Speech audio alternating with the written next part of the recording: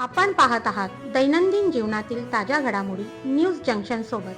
बातमी आपल्या लोकहिताची। बारामतीतील विमान अपघात प्रकरणाने संपूर्ण राज्य हादरले असून या दुर्घटनेच्या तपासाला आता नवे वळण मिळाले आहे। उपमुख्यमंत्री अजित पवार यांच्या अपघाती मृत्यू प्रकरणाचा तपास राज्य गुन्हे अन्वेषण विभागाकडे म्हणजे CID कडे सोपवण्यात आला आहे।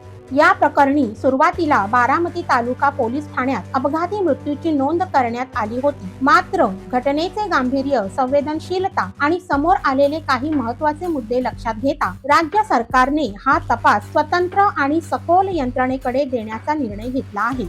मिळालेल्या माहितीनुसार अजित पवार हे 28 जानेवारी रोजी खासगी विमानाने मुंबईहून बारामतीकडे प्रवास करत होते। लँडिंगच्या वेळी विमानाला गंभीर अपघात झाला आणि या दुर्घटनेत अजित पवार यांच्यासह एकूण 5 जणांचा मृत्यू झाला। अपघातानंतर स्थानिक पोलिसांनी घटनास्थळी पंचनामा केला आणि प्राथमिक तपास पूर्ण केला होता। त्यानंतर हा गुन्हा अपघाती मृत्यू म्हणून नोंदवण्यात आला। मात्र तपासादरम्यान काही महत्त्वाचे प्रश्न उपस्थित झाल्यानंतर तपास केवळ प्राथमिक पातळीवर न ठेवता CID कडे वर्ग करण्याचा निर्णय घेण्यात आला।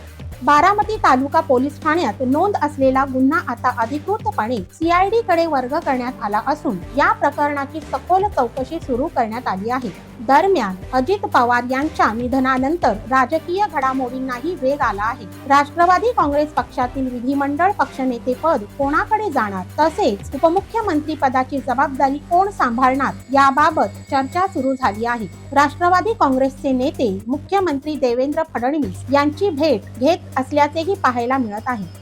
या संदर्भात भाजपची भूमिका काय असा प्रश्न विचारण्यात आला असता मुख्यमंत्री देवेंद्र फडणवीस म्हणाले, या संदर्भात निर्णय घेण्याचा अधिकार राष्ट्रवादी काँग्रेस पक्षालाच आहे। त्यांनी जो काही निर्णय घेतला त्याच्या पाठीशी आम्ही सरकार म्हणून आणि भाजप म्हणून ठामपणे उभे राहू। अजित दादांचे कुटुंब असो किंवा राष्ट्रवादी काँग्रेस पक्ष, आम्ही त्यांच्या पूर्णपणे पाठीशी आहोत। त्यांचा जो काही निर्णय असेल त्याला आमचे संपूर्ण समर्थन राहील। सध्या संपूर्ण राज्याचे लक्ष CIDच्या तपासाकडे लागले असून या अपघातामागील नेमकी कारणे लवकरच समोर येतील अशी अपेक्षा व्यक्त केली जात आहे। अशाच राज्य आणि देशातील ताज्या घडामोडी पाहण्यासाठी आपल्या न्यूज जंक्शन चॅनलला लाईक, सबस्क्राईब करून बेल आयकॉनला क्लिक करा।